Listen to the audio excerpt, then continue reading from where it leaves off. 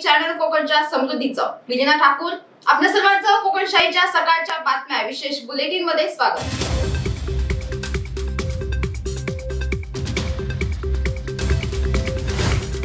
बांदा येथे लघु पाटबंधारे विभागाच्या वाफोली धरणात सायंकाळी उशिरा स्थानिकांना पुरुष जातीचा मृतदेह तरंगताना दिसला।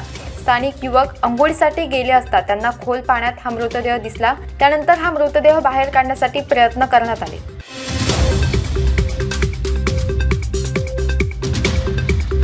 चोरीच्या गुन्ह्यात सहभाग असल्याच्या संशयावरून एका संशयित व्यक्तीला स्थानिक गुन्हा अन्वेषण विभागाने चौकशीसाठी कणकवली पोलीस ठाण्यात बोलावले होते। संदीप प्रभाकर राऊत वय 37 राहणार कलमट बिडियेवाडी असे त्या संशयित तरुणाचे नाव आहे। त्यानंतर त्याने पोलीस स्थानकातील बाथरूम मध्ये जाऊन फिनेल पिऊन आत्महत्या करण्याचा प्रयत्न केला।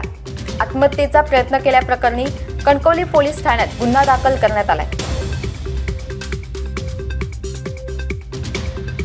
मळगाव येथे मुंबई गोवा राष्ट्रीय महामार्गावर चारचाकी वाहनाने गुरुवारी सायंकाळी 6 वाजता ठोकर दिल्याने 5 वर्षाचा बालक गंभीर जखमी झाला होता। त्याला गोवा बांबूळ येथे उपचारासाठी हलवण्यात आले होते।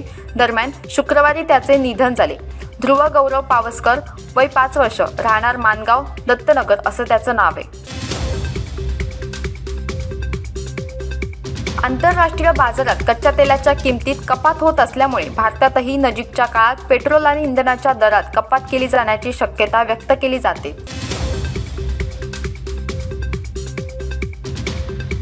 मुंबईतील वांद्रे येथील गाजरबंद मार्गावरील फिटर गल्लीत शनिवारी सकाळी 6च्या सुमारास एका बैठ्या घरात स्वयंपाकाच्या गॅस सिलेंडरचा अचानक स्फोट झाला। या घटनेत 5 जण गंभीर जखमी झालेत। आगीची माहिती मिळताच अग्निशमक दलाच्या गाड्या घटनास्थळी दाखल झाल्या।